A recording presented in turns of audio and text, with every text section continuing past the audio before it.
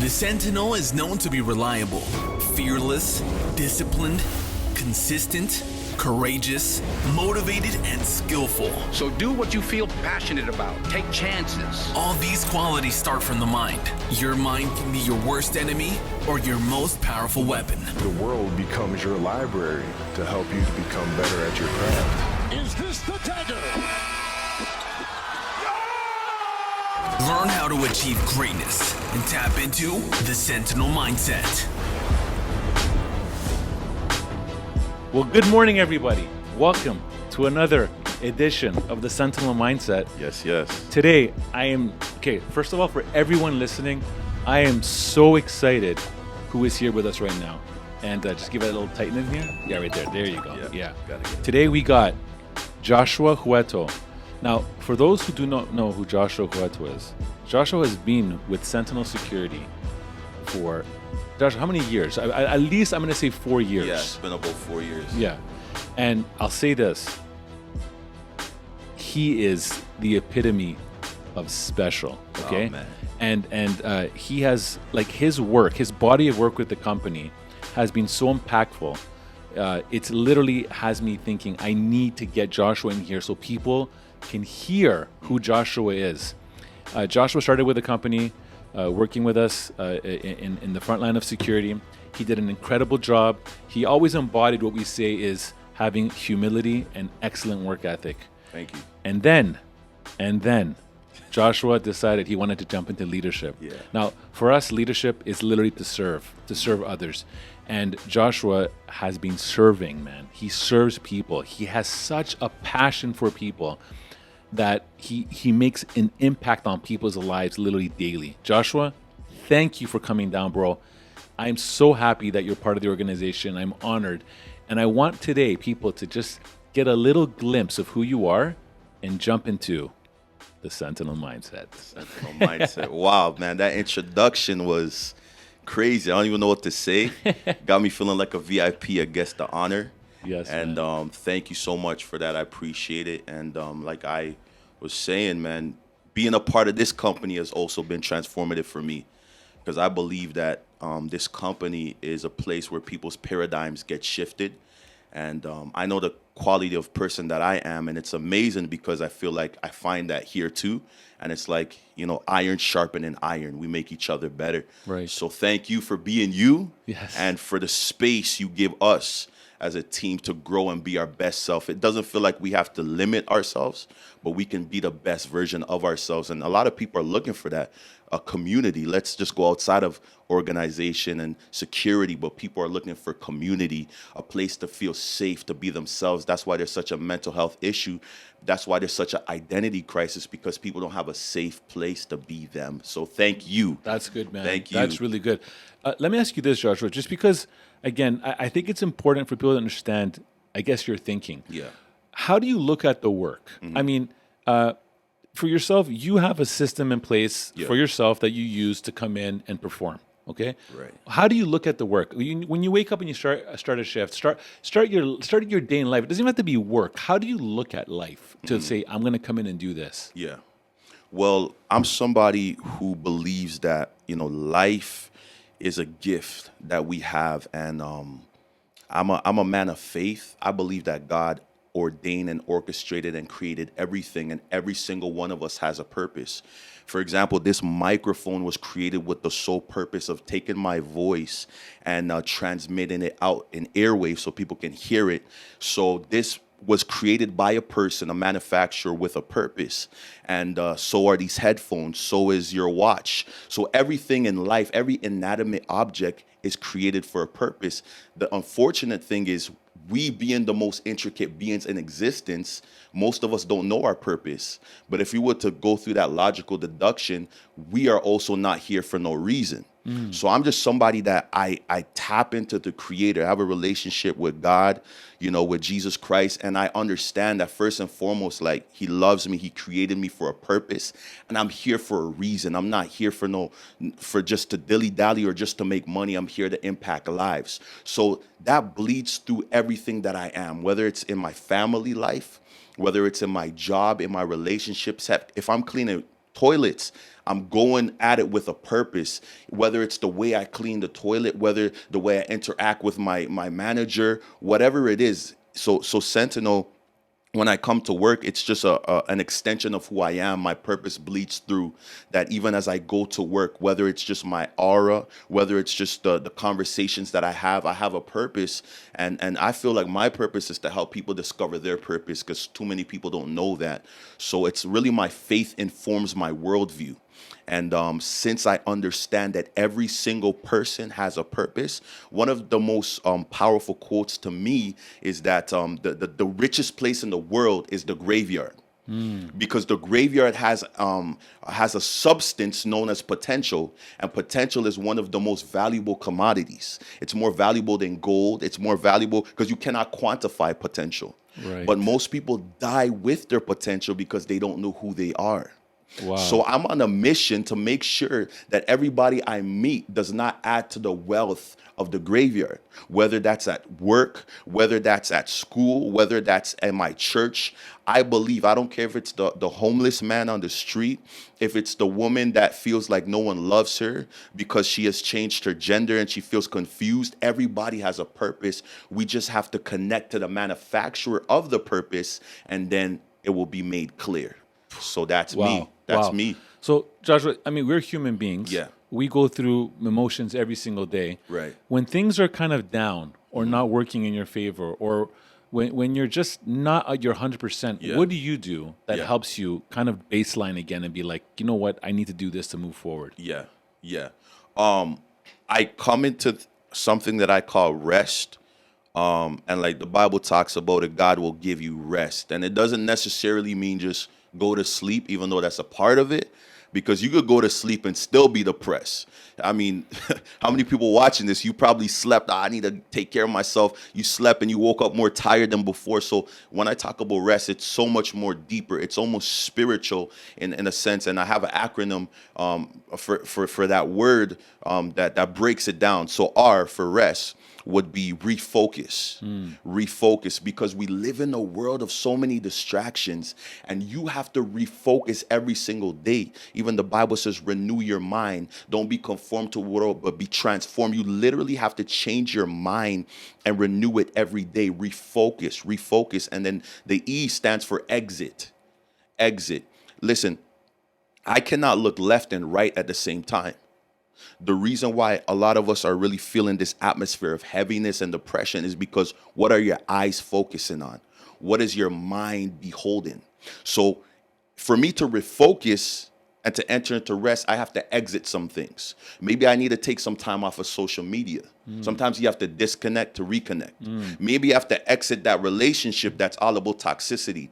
Maybe you have to exit from this time of me just, being out there and, going to this event and going to this event and just be like, I can't pour from an empty cup. So I need to exit.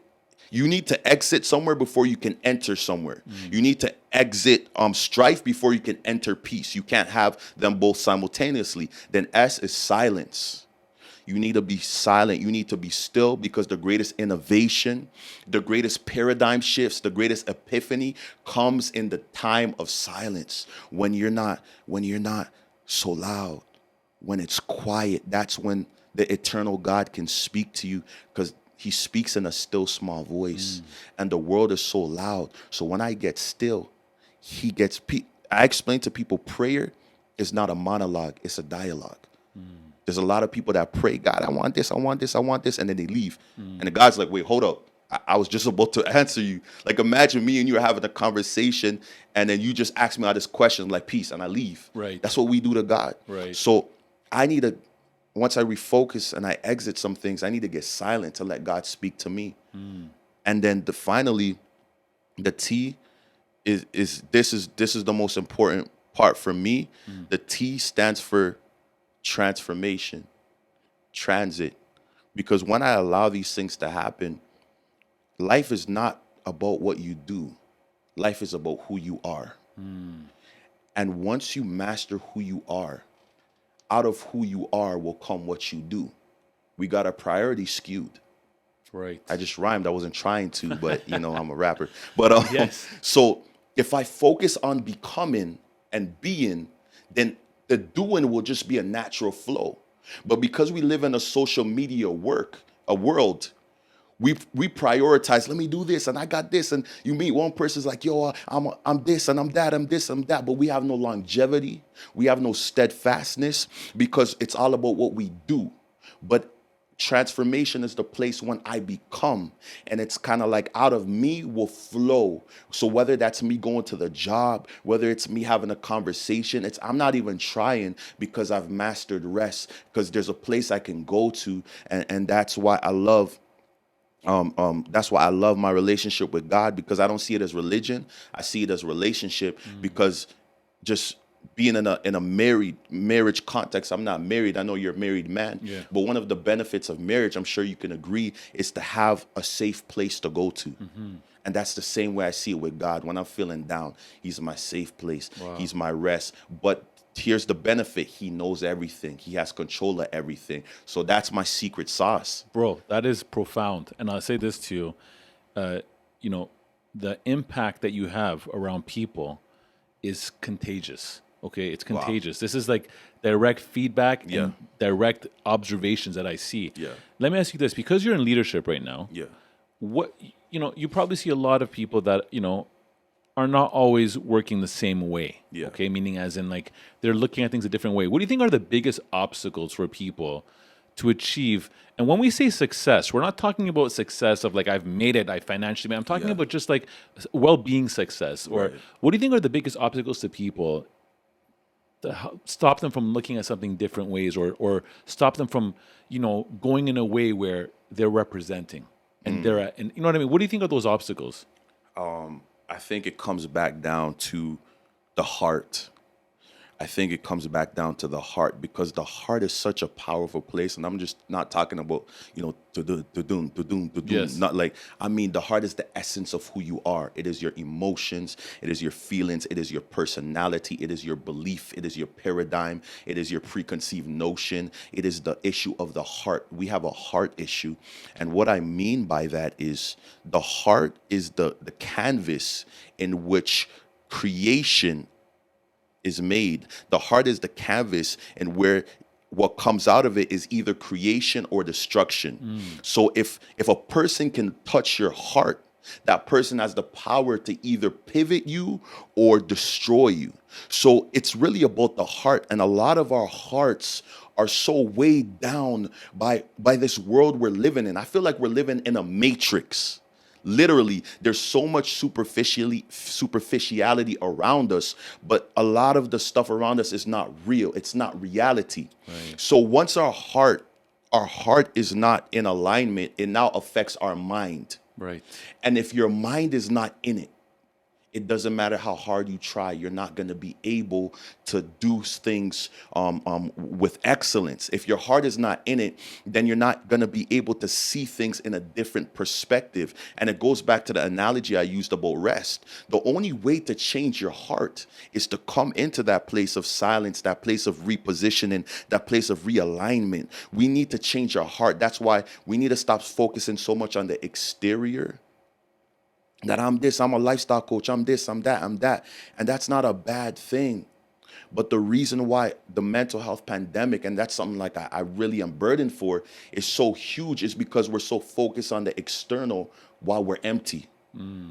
So come into the place where you focus on filling yourself up, dealing with the root issue and not with the symptoms. Right. Dealing with the root and not the branch. So if I see somebody not performing at their full potential, I try not to attack the surface.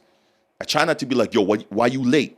I try to be like, wait, let's go deeper. Let's go deeper in this issue. And we find out that it's so much more than just being late. There's an issue because they're a person outside of the job. They're a person. They're a mother. They're a father. They're a husband. They're a this and that. And there's so many issues that affect our heart. And there's a scripture in the Bible that I love that says, where your treasure is, that's where your heart will be. That's so scary. And that's why the Bible says, don't lay treasures up on earth, because thieves can take your treasure. That's right. Rust can make your treasure. So if anything touches your treasure, it touches your heart. Right. And if it touches your heart, it touches your spirit. That's where depression comes in. That's where anxiety comes in, because hope deferred makes the heart sick. And if I touch your heart, I take your life. Okay. So we need to get to the heart, which will affect the mind, which will affect the perception, and your perception will affect your life Okay. and your input and your output. That is strong. That is very strong. For a lot of people that may not know, Sentinel was a company that specifically focused in corporate events, okay, and close protection. However, our main bread and butter was corporate events. Now, when COVID came in, we transitioned to healthcare. Yeah. And that was brand new for you, Yeah, Joshua, it brand was. new. It was. What is, in your opinion, again, whether it's good or bad, what is your opinion of working in healthcare and using everything that you're saying right now to transfer into that environment? Like, what's been your experience like? Man, I don't even know where to start. Man, I get a little emotional because being in healthcare stretched me to the limit. It really put what I believe to the test. Because when you're working events, buddy, and is drunk and he's like, hey, man, Wayne Gretzky's my dad and you don't know who I am. You're like, okay, buddy. Right. But when you go into healthcare, people are dying. Right. Yeah, I've seen it all. You see 13-year-olds that have the cognizance, the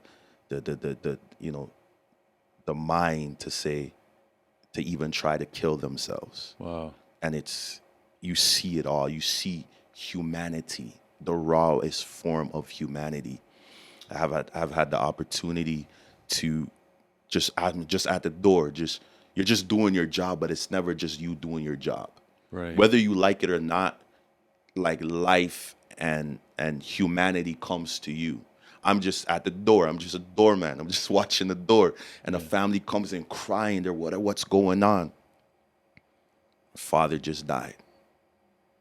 What do I do in that moment? Should I just be like, yeah, just go over there, go to the left. I'm a human being too. So though I'm a doorman, I'm also, and this is just to pivot real quick, this is what I love about Sentinel, because what makes us special is not the vest or the baton or the tie, but I believe you created a culture where what makes us special is the fact that we're human beings. And that's what makes the difference when we interact with our clients and with people. So it's having the opportunity to connect with somebody. I'm still doing my job and at a high level, Right. but now I'm adding something else to it. And I was just myself. After that, I went for break because they went and found their father. And I got a call on the radio. You need to come down right now. There's a family here. They said they're not going to leave. They're sorry. They know you're on break, but you need to come down. They want to just thank you. Wow. I come down and they're literally bowing down to me, thanking me. And I'm just broken because it's such a stretcher for me, because I know what the hospital means to me. Right. Right? I always tell people your greatest ministry or your greatest impact is where your wound is.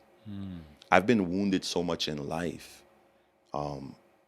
And that's why I am able to have the impact I do with the wounded, because I know what it means to be wounded. And the hospital has been such a reminder of that. I had to face my own fears, my own memories, my own past. My biological parents, both of them died within the span of a year. And the visits I had to go to the hospital to see my mom dying. When my mother died, I was in the hospital room with her, 5 a.m. And the nurses, I woke up to the nurses putting a bag over her body, and I chased them out. And I said, no way my mom is dead. She died right there in the hospital. I know the being in the hospital for 17 hours because my mom is crying in pain, and they're like, oh, don't worry, we're coming. I know what it's like, so to now be here is so special to me. So I had to face myself at a deeper level. What trauma from the past is still there that I have to overcome. And I realized that this is a beautiful thing, because you cannot overcome what you don't confront. So I saw it as an opportunity. Now I'm in this place, and I'm not just here to work. I'm here to confront something, not just for myself, but for the people I'm called to. I see it as a calling. Because now when I see people in the same situation as me, when I see people that are suffering, who are battling certain things, I can shine a light. So it's been challenging. It's been stretching to me at the personal, intimate level. But out of that, back to my acronym, the rest, it's transformed me. It's made me an even better man, a more empathetic man, a more emotionally intelligent man, a more spiritual man.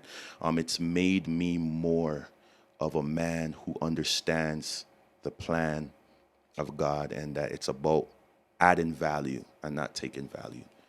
Wow. Like Joshua, you said a lot, man. Yeah. That was Yeah. deep, bro. Yeah. That was Yeah. deep, and I had no idea, man, at all. Yeah, thank you. That you went through that whole thing. Listen, a lot of people again who don't know Joshua, you're gonna find out very quickly who he is, and you don't always have just to hear his voice by just talking. You can actually hear his voice through song, and that's what a lot of people may not know as well. Yeah. Joshua is an artist, and I mean, I told you this last year, Times and Seasons. I played that song about 170 times. It was my workout song at the gym, okay? Yeah. But it was also a very inspiring song to me because we went through a time in the season battling through COVID into where we are today. Yeah. Tell me a little bit about your musical journey, because right now, you literally are poetic and extremely, I guess, impactful with your words, man, and what you put in. There's a lot of goodness in there. Tell us a little bit about the music. So my music, I'm gonna start right from the beginning. In the beginning. Yes. Right from the beginning. I gravitate so much towards light because I've been so familiarized with darkness. Light is something that I love to give and I love to be because I know what it's like to be in the deepest, thickest darkness. I found rap in prison. When I was 16, I went to prison. I went to juvie, and I've always been creative. I've always been, poetic. But when I was in juvie, I had this cellmate, and the cellmate was like, "Hey, man, I want to teach you something." He took me to the corner of the cell, which sounds kind of weird, but he took me to the corner, and he's like, "I want to teach you how to rap." I didn't look at it then as anything, but I wrote my first verse in that cell. I didn't know that was God setting me up for something called destiny. Okay. So as I wrote my first rap, I came out of that in such a dark moment. And it's almost like since then I had a commitment to use the gift that I discovered in a dark place to now reach others in dark places. So fast forward, going later, I feel like I've had situations where people have told me I've made a song and they're like, I was about to rob a man. I was about to kill a man. I made a song one time talking about make the right decision. One was the good conscience, one was the bad conscience. And the video was about two people about to rob somebody, and he had a conscience in his ear rapping. One was a good one was the bad one. And at the end, he followed the good one. And then the guy messaged me, he was like, I was about to murk a guy today. Wow. And he's like, because I saw. So to me, it's like what I found in darkness is allowing me to spread light. And my whole vision behind my music is the same thing as like when I go to work. It comes out of who I am, right? So even my song Times and Seasons, I just started learning and understanding that, listen, like just as like summer, winter, fall, there is also seasons, in a spiritual sense. There are seasons that we all go through. There's a season of singleness. There's a season of marriage. There's a season of being a father or a mother. And if we don't know how to pivot and prepare for the seasons, we will be struggling for something for 40 years that could have taken us 1 week. Right? So it's like I learned something so powerful that if you learn how to walk with God, you will be ahead of your time. Because God literally stands outside of time and he controls the seasons. Right. And I learned, I know you're a Greek man and I love Greek. Maybe that's why we connect, we vibe. But there's 2 words for time in the Greek. The first word is chronos, which means chronological time. That's the day to day. You know, I got to go to work 9 a.m. That's chronological time, day to day. And then there's kairos, which means the appointed time, the fullness of time. When a woman's water breaks, she's reached the appointed time. That's not a chronological thing, but kairos usually invades chronos. So we're good at navigating chronos, but a lot of us don't understand the appointed time. This is where opportunity comes. It's not luck. It's being perceptive enough to know when an opportunity is coming. This is the kairos time. And understanding that and me learning that, it's just like, hey, I need to make this a song. Okay. You know, so it's like my music flows from who I am. It's something that I've learned, and I feel like it would be something that would be beneficial to others. So from there, it's like I don't want to make a song if I don't feel it's gonna impact somebody. I don't want to make a song if I don't feel it has a message. If I don't feel it can be a light to somebody who's in darkness. Yes. So that's kind of like my whole approach to music. Right. Yeah. And for anyone listening, what would they want to, if they wanted to search you, just your name, just basically your name? Yeah, Joshua Houeto, Joshua Yes. Houeto. I'm on Spotify, Apple Music, SoundCloud, YouTube, all of that good stuff. Yeah, we're gonna post some videos of this as well on that. Thank you. What do you do to keep motivated, Josh? Like, I mean, every day is a new day. I mean, we all go through it. What do you do? What's your regimen for getting motivated? Man, that's a good question. First and foremost, I read the Bible. Okay. I believe that's my biggest motivation. I mean, a lot of people say like, man, you're really big on this faith thing, and it's like I really am, because like somebody's like, yo, so like, do you just do this thing? And I'm like, I stopped. I'm like, no, listen, this is not something I do. This is my life. This is not a diet. This is not a diet. This is my life. Yes, Like yes. you don't understand who I am and who I would be if And it where you wasn't. came from. Exactly. Yes. If it wasn't for this, I'm telling you, I would be dead right now. I would be in a crack house or in a mental lockdown unit. And I've been in mental lockdown units. So when I'm at the hospital working in those places, I've been there before. Right. So it's like I know who I am and where I would be without God. So like, it's not just motivation. It's literally my essence, my reason, my being for living. Like if there's no God, there's no me. Okay. My identity is so bound in Him because I literally tried everything. You know what I'm saying? Like I was talking to some dudes, they're like, yo, let's go to the club. I'm like, I haven't been to club for 10 years, but I've been to clubs. I've been doing this. I've been doing all of these different things. I tried everything and it didn't work. It left me more empty. But I found out that God, Jesus Christ, is the only well that doesn't run dry. Every other well has a limit to it. Whether it's the well of sex, the well of drugs, the well of even motivation has a limit. Okay. Even good wells have a limit. Right. For example, there are people in my life that love me so much, and I love them, and they have been there for me. But even that well of good people and good relationships has a limit. What if I was kidnapped and taken hostage right now? And the requirement was that they need to be here within 5 minutes with a certain amount of money. Number one, I live like an hour away from here. Number two, they might be limited in terms of that financial request. Right.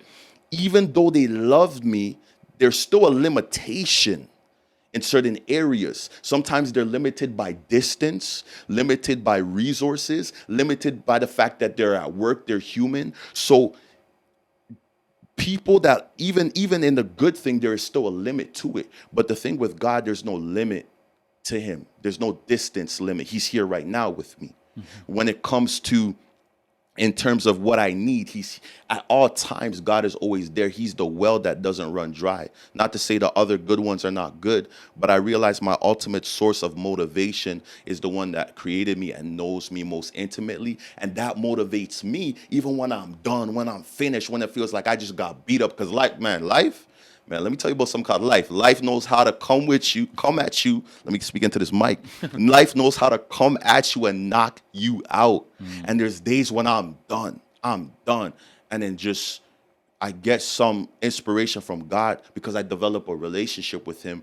And out of nowhere, I'm like, yo, I feel like an Avenger. I'm like the Hulk. And the people are like, yo, how'd you do that? I'm like, I don't even know how I did that. I thought it was done just 2 hours ago. Right. So it's like I'll say motivation, but I think I'll even replace that word because it goes deeper than motivation. I feel it's literally the sustaining life energy, my life force, my literal pillar is God, is faith, is the Bible, is prayer. And in addition to that, I have amazing people in my life who motivate me, who encourage me. But yeah, it really comes down to that. That's good, man. So Yeah. for anyone that's listening today that is going through some tough times, Yeah. or is having a hard time navigating, or maybe they just need a change of thinking, what would you give that person advice? Someone said, Joshua, help me. Like, what could I do to, I worry, I do this, I'm trying to, what would be the general advice that you would give someone to help them literally have a strong foundation, be steadfast? That's an amazing question. And I think the first thing that I would tell them is your inner world determines your outer world. Your inner reality determines your external reality. I would lead them back to the acronym I gave to the beginning. I keep referencing to that. Rest. Refocus, exit, silence, transformation. Whatever you have to do to work on this heart, whether it's you have to take a break from something, from someone, whether you have to go off social media, whatever you have to do to get into that place of silence, do it, number one, because this is an emergency. I work at the hospital and we see people coming into the emergency. But I'm starting to realize an emergency is not just when you're bleeding physically, but it's when you're bleeding emotionally. This is an emergency if you don't know. If you keep bleeding out emotionally, eventually, you'll just be the walking dead. So do whatever you can to first come to a place where you can focus. And then secondly, I would say that life is meaningless if you don't understand your purpose. Purpose is good. Man, come on, I feel that. Yeah. Purpose will keep you planted even when a hurricane comes to try to uproot you. I think about the people, the survivors in some of the Nazi concentration camps, the people who are still smiling even in their old age. And they said that what kept me was this inner belief and purpose that I really believed that I was, even me being in this was for a purpose. Because pain is a key ingredient to purpose.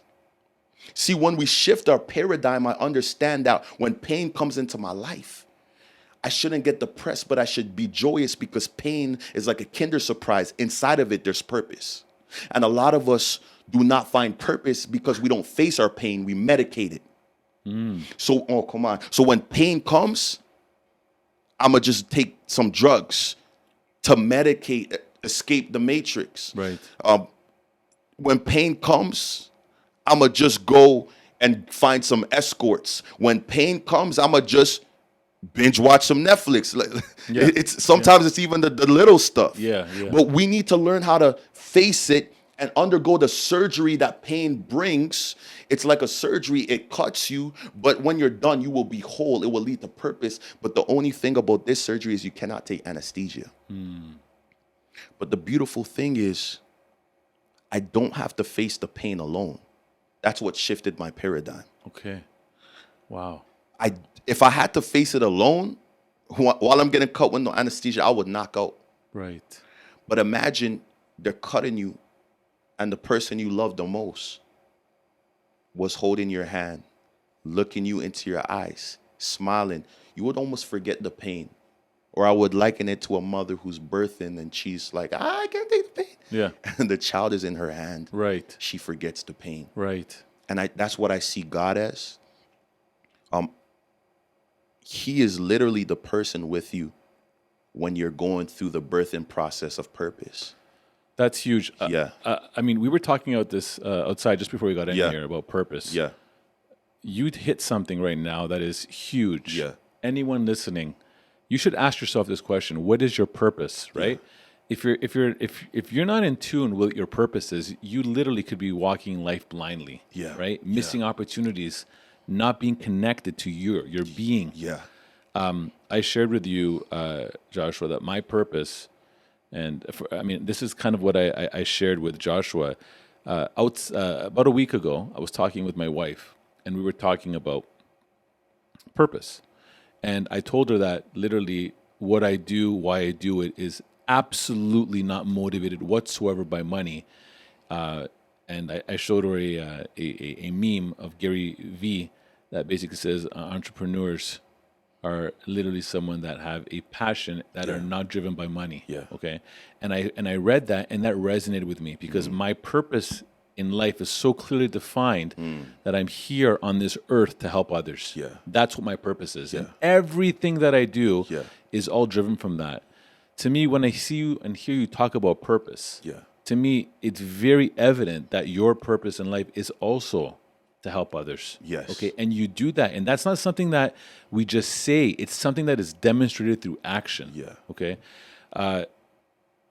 That's very inspiring, Joshua. It's very inspiring to hear you talk like this. Obviously, we know of your good work, and that's the simple thing.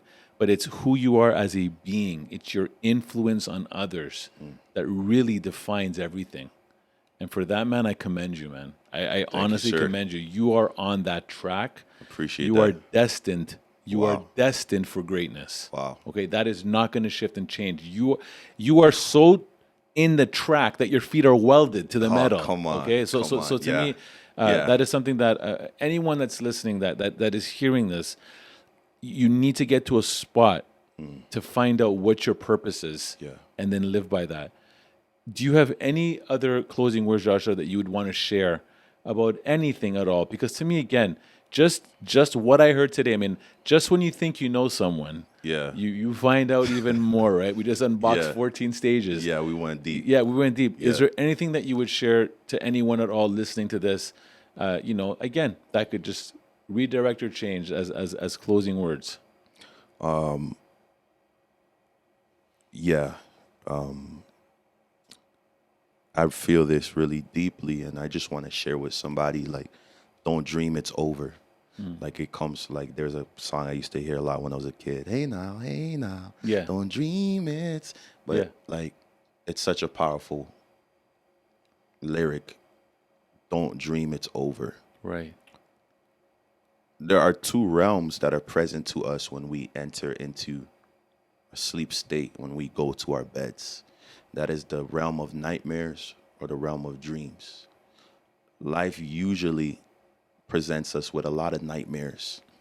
When we are navigating through this thing called life, we need to find a safe space, like I alluded to so much in this interview. And the problem is, listen, it's not what is outside that will kill you. Of course, there are things that happen. People get murdered. But I mean, for the most part, it is not what happens to you that takes you out, because we human beings are created so resiliently. We're so adaptable. It's actually crazy how resilient we are, like how resilient you were when we went through this turbulence as a company, but you adapted, you shifted, and we now came into an industry that we never went in before, and now we're just dominating. It's like we're so resilient. So it's not what happens to you, because again, the pain is actually the fertilizer for purpose. So it's not what happens, it's what you do with what happens to you. Right. It's when you come to your safe space, to your bed. And there are two things that we can do. We can choose to entertain and feed the nightmare, or to believe the dream. It's so easy to believe the nightmare. And that's where the anxiety comes, Right. the depression comes, because we're letting what happened to us follow us into bed. Right. Imagine you had a bad day at work and a patient, defecated on you. I'm trying to use the scientifically correct word. Yes. I don't want to say, poop, but Yeah, they defecated on you. Yeah. And obviously you're mad about it, you're pissed, you're whatever. Yeah. But you're so mad you go to bed without taking a shower, Right. without taking out the clothes, with all of that poop on you. Right. in your bed. Right. And that's what a lot of us do. No matter what happens outside, there is a space that life, that people cannot touch. That's the essence of who you are. That's that safe space. That's that dream space. And only you decide if it enters with you or not into bed. Choose the dream and not the nightmare. Right. Choose that even when everything around you is so dark, that I'm going to dream. I'm going to dream that it's not over. When I hear the bankruptcy, I'm going to dream I could still be a billionaire. When I see the divorce, I'm still going to dream for a healthy family. Don't let what you see externally dictate your world internally. No matter what, don't let the devil break your spirit, no matter what is happening. Because once I choose to dream, the nightmare becomes my food. It becomes my fuel. You know those dreams when in the nightmares, the monster's just beating you up. Yeah. But in the dream, your monster comes and you slap the monster in the face, and you wake up like, ooh, I'm ready. I'm ready. So don't dream it's over. No matter what is happening outside of you, you control what happens in here. Yes. And if you have something you can stand on, you may not believe in faith or God. You may be atheist, agnostic, whatever you believe on. My thing is faith. That's why I keep referencing it. But you have to find something that you can stand on that's bigger than you, because we have a cap and a limit. But if you can find something that's bigger than you, for me, it's Jesus Christ. For me, it's faith, whatever it is for you, then you can go beyond your limit and choose the dream, even when the nightmare pursues you. So for me, it's don't dream. It's over. Okay. We're just getting started. Just getting started, But it starts with you. Like, again, incredible words today, man. I have learned substantial today hearing you, Joshua. And I'm so motivated right now. I want to go start running around the building. Okay? Let's go, man. Let's do some sprints. So, look, man. As always, we love you. We appreciate you. Thank you. We thank you so much for being part of this. And I know with insane confidence that someone is going to listen to this and it's going to change their life. I know this. And to me, again, we just want to thank you. It's been an absolute honor and privilege, and I just cannot wait to see what the future holds. I cannot wait. Yeah, thank you so much, and thank you for having me. And everybody, shout out to Big C. I call him Big C, the man with the master plan. Thank you for creating this culture called Sentinel Security Plus, and even this culture with the podcast. With what you're doing is changing lives, and it more than you think. So please just continue to create that arc so people can come in and have a safe space to be who they are. You got the times, you got the seasons in your hands. You got the times, you got the seasons in your hands. Only what joy. Walk with me, it's okay. Walk with me, it's okay. Walk with me, it's okay. Walk with me, walk with me, walk with me.